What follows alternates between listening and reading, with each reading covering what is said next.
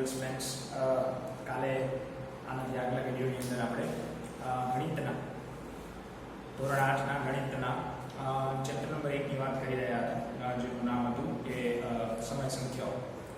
હવે એનાથી થોડું આગળ વધતા આજે આપણે જોઈ રહ્યા છીએ કે સ્ટાન્ડર્ડ 8 એટલે કે ધોરણ 8 ની અંદર ગણિતની અંદર સ્વાધ્યાય 2.1 એટલે કે જે તમારા ગણિતના 8મા ધોરણના ગણિતની અંદર જે બીજું પ્રકરણ છે 101 સમીકરણ, એની અંદર એવા દાખલાઓ પૂછાય છે મિત્રો કે આ સમીકરણનો ઉકેલ આપો અથવા આ સમીકરણને કેવી રીતે ઉકેલશું.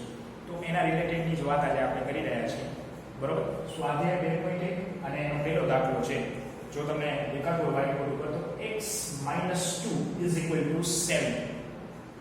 x - 2 = 7. હવે આમાં આપણે સમીકરણ જે આપેલું છે એને ઉકેલવાનું છે.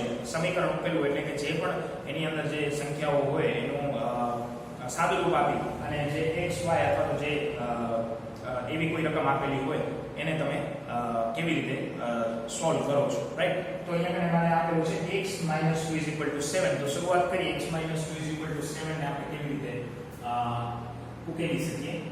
સૌપ્રથમ અહીંયા માટેની નિશાની કરી દેવાની અને ત્યારબાદ આ અહીંયા તમને દેખાતું હશે કે બરાબરની ડાબી બાજુએ -2 આપેલું છે.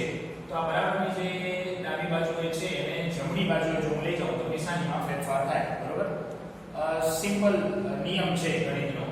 તો અહીંયા કને આ લેફ્ટ હેન્ડ સાઈડ છે ઇક્વલ્સ ટુ અને હું રાઈટ હેન્ડ સાઈડ લઈ જાઉં તો અહીંયા x ના x એમ જ રહેશે, ઇઝ ઇક્વલ ટુ થશે 7 ના 7 એમ જ રહેશે અને 2 જે છે એ લેફ્ટ માંથી રાઈટ હેન્ડ સાઈડ જાય છે એટલે એની નિશાની જે માઈનસ હતી એ પ્લસ થઈ જશે અને અહીંયા x = 7 + 2 થશે.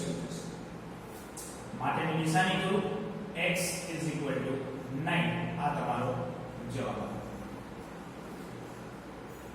ઇક્વલ્સ ટુ એટલે કે બરાબરની ડાબી બાજુએ છે અને જો એને તમે જમણી બાજુએ લઈ જાઓ છો અથવા તો જે જમણી બાજુએ છે એને તમે ડાબી બાજુએ લઈ જાઓ છો તો નિશાનીની અંદર ફેરફાર થશે.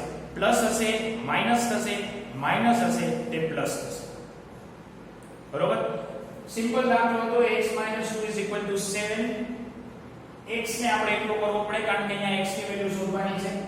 તો x ને એકલો કરવા માટે એની સાથે જે માઈનસ ની અંદર 2 હતા એને આપણે રાઈટ હેન્ડ સાઈડ લઈ ગયા, જમણી બાજુ લઈ ગયા તો જે માઈનસ હતું એમાંથી એ પ્લસ થઈ ગયું અને 7 + 2 એટલે 9 આપણો આન્સર, રાઈટ.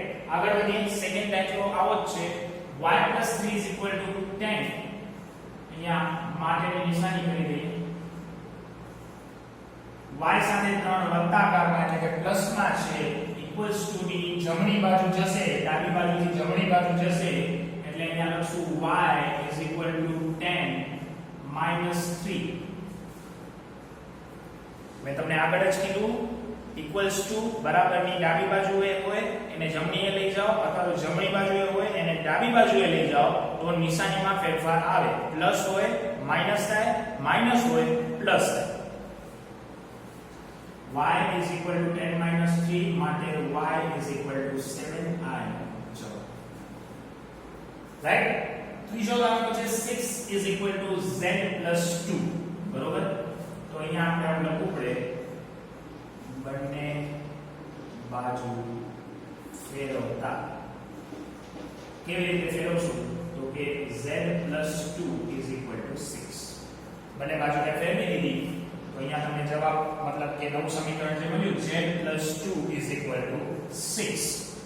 માટે z ની સાથે 2 છે એ પ્લસમાં છે, તમે સામેની સાઈડ લઈ જાઓ. z = 6 - 2 માટે z = 4.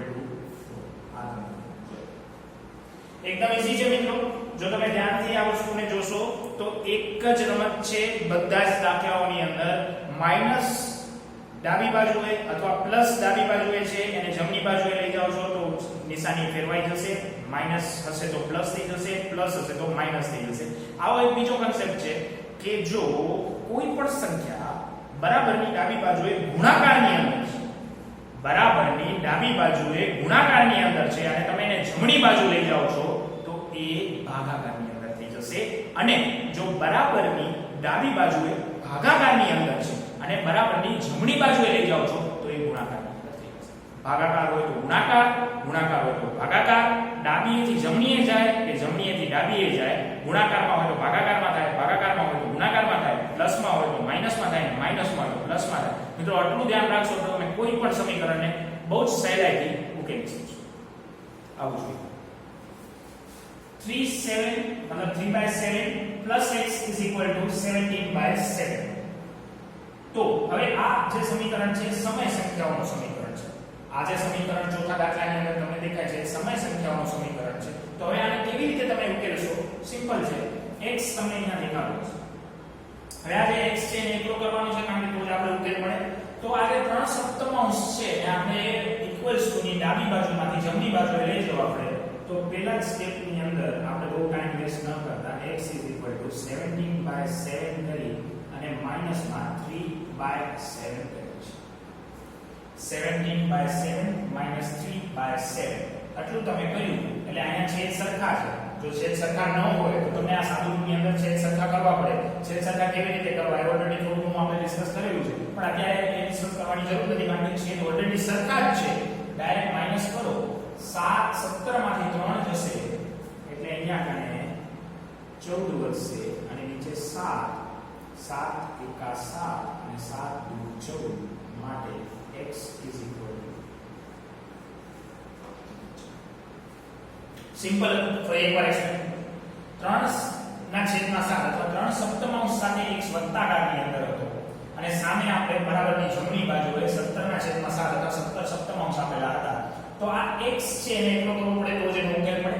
x ને જો તમે એકલો કરવા માંગો છો તો 3 સપ્તમાંશને તમને ડાબી બાજુએથી જમણી બાજુએ લઈ જવા પડશે. જમણી બાજુએ લઈ જશો એટલે અહીંયા જે પ્લસમાં છે ત્યાંથી જશે માઈનસની અંદર. માઈનસ કરવા માટે તમારે છેદ સરખા હોવા જોઈએ, પણ અહીંયા ઓલરેડી દાખલાની અંદર છેદ સરખા આપેલા છે માટે ડાયરેક્ટ માઈનસ થઈ જશે. માઈનસ કરશો એટલે 14 ના છેદમાં 7 વધશે. 7 દુ 14 x બરાબર. મિત્રો સાદું રૂપ તમે જેટલું અઘરું લાગે છે એટલું અઘરું નથી. સાદું રૂપ જો તમે સહેલાઈથી સમજવા માંગતા હો તો બરાબરની ડાબી અને જમણી બાજુને જો તમે ધ્યાનથી જોશો તો તમને ત્યાં જ એનો જવાબ મળશે. તમને ત્યાં જ ખ્યાલ આવશે કે આનું સાદું રૂપ કેવી રીતે થાય છે. આનું સાદું રૂપ કેવી રીતે થાય છે. આગળ જોઈએ ફટાફટ. પાંચમો દાખલો 6x is equal to 12. 6x is equal to 12 मतलब 6x बराबर 12. હવે આપણે જે વાત કરી કે બરાબરની ડાબી બાજુએ જો પ્લસમાં હોય તો જમણી બાજુએ માઈનસમાં થાય અને બરાબરની ડાબી બાજુએ જો માઈનસમાં હોય તો એ પ્લસ. તો અહીંયા 6x is equal to 12 ની અંદર નથી તો પ્લસમાં નથી તો માઈનસમાં, પણ જ્યારે આવું આપેલું હોય ત્યારે એ છે ગુણાકારની અંદર. એ શેની અંદર છે? ગુણાકારની અંદર. આને 6x ને હું આવી રીતે લખી શકું કે એ છે ને એક્ચ્યુઅલી 6 એ છે ને 6 into x છે. 6 ગુણ્યા x છે. શું છે? 6 ગુણ્યા x છે. તો હવે ધ્યાનથી જુઓ. અહીંયા કને ગુણાકારની અંદર છે. બરાબરની આ બાજુ જાય તો મેં કીધું છે ગુણાકારની અંદર હોય ને બરાબરની બીજી બાજુએ જાય તો એ ભાગાકારની અંદર. જો ભાગાકારની અંદર હોય ને બરાબરની બીજી બાજુએ જાય તો એ ગુણાકારની અંદર. હવે અહીંયા ગુણાકારની અંદર છે, આ બાજુ જશે ભાગાકારની અંદર આવશે એટલે આપણે આને સિમ્પલ સાદું રૂપ આવી રીતે આપી શકીએ 12 ના છેદમાં 6. 6 ગુણ્યા 12 માટે x is equal to. મિત્રો કોઈ મોટી વાત નથી, સિમ્પલ છે. સાદું રૂપ આપવું એ અઘરું લાગે, મને પણ લાગતું, પણ તમે જો એને બરાબરની બંને બાજુઓ ડાબી અને જમણી બાજુઓને જોશો અને જે પણ તમને શોધવાનું છે, મતલબ તમને x આપેલો છે કે y આપેલો છે, z આપેલો છે, t આપેલો છે, વોટેવર ઇટ ઇઝ, જો તમે એને ધ્યાનથી જોશો તો તમને ત્યાંને ત્યાંનો જવાબ મળશે. આગળ જઈએ t ના છેદમાં 5 મતલબ t/5 is equal to 10. હવે બરાબરની ડાબી બાજુએ 5 જે છે, the digit 5 is in a division, right? So હવે આ ભાગાકારની અંદર છે. if you want to give the તમને જો t ને સિમ્પલ રીતે જો તમને એને એક્ઝિક્યુટ કરવું તો આ 5 ને તમારે ગુણાકારની અંદર લઈ જવા પડશે. કેવી રીતે? માન t is equal to 10. હવે બરાબરની ડાબી બાજુએ આ વસ્તુ ભાગાકારની અંદર છે તો જમણી બાજુએ આવશે, then it will become in a multiplication. So 10/5. So t is equal to 10 into 5 is equal to 50. મિત્રો એકદમ સિમ્પલ છે, તમે ધ્યાનથી જુઓ. t ના છેદમાં 5 હતું બરાબર 10 હતા. t ને એટલો કરવા માટે અહીંયા જે ભાગાકારની અંદર છે સામે ચાલીને ગુણાકારની અંદર જશે, તો t 10 * 5 t 50. આગળ વધીએ. છેલ્લો દાખલો 2x/3 = 80. બરાબર. અહીં આ બાજુ તમને x પણ દેખાય છે, એના છેદમાં પણ કોઈ ડિજિટ દેખાય છે અને = 18 દેખાય છે. તો હવે ધ્યાનથી જોજો. 2x હું પહેલા એકલો કરું છું. આ 3 છે ભાગાકારની અંદર છે ને ગુણાકારની અંદર લઈ લઉં છું. 18/3. 2x હવે 2x 54. હવે અહીંયા મેં તમને પહેલે જ સમજાવ્યું કે આ જે 2x તમને દેખાય છે ત્યાં x ની સાથે બે ગુણાકારમાં છે, આવું છે. એટલે બરાબર ની આ સાઈડ જાય તો એ ભાગાકારમાં આવે. માટે x 54/2. હવે તો તમે આ શું કહેવાય ભાગાકાર કરશો, મારે સમજાવવાની જરૂર નથી, બરોબર? તમે આનો ભાગાકાર કરશો તો તમને 27 જવાબ મળશે. આ દાખલો છે મિત્રો. સાદુરૂપની અંદર બહુ સિમ્પલ છે.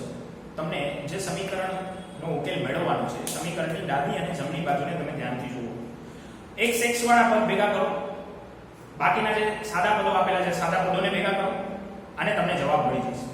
ગુણાકારમાં છે, જમણી બાજુ આવશે ભાગાકારમાં થશે. ડાબી બાજુ ભાગાકારમાં છે, જમણી બાજુ આવે છે ગુણાકારમાં થશે. પ્લસમાં છે, ડાબી બાજુ આવશે ડાબીમાંથી જમણી બાજુ આવશે માઈનસમાં થશે.